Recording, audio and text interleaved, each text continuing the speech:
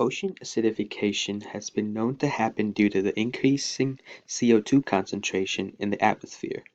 Oceans absorb the CO2 from the atmosphere and turns into an acid, which decreases the pH value of the oceans, making them acidic.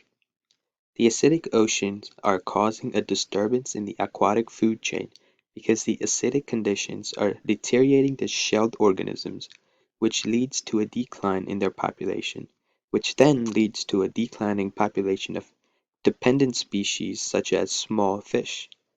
The city Bar Harbor, located in Maine, has been affected negatively due to the ocean acidification, because according to a model created by NOAA's Coral Reef Conservation Program, the total score for sensitivity, which measures the social and economic dependence of coastal communities on mollusk harvests, is at 0.546 at Bar Harbor, which is considered high.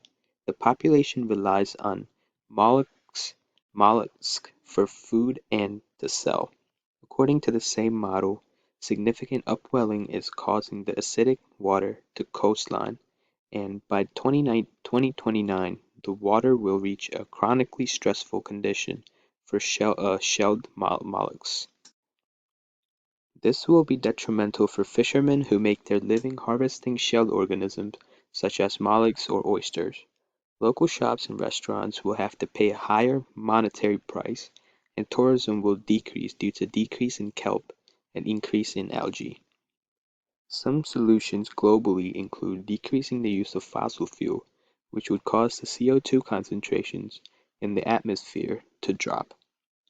Locally, they can urge the towns around Bar Harbor to have factories add a filtration system to filter out any gases such as CO2.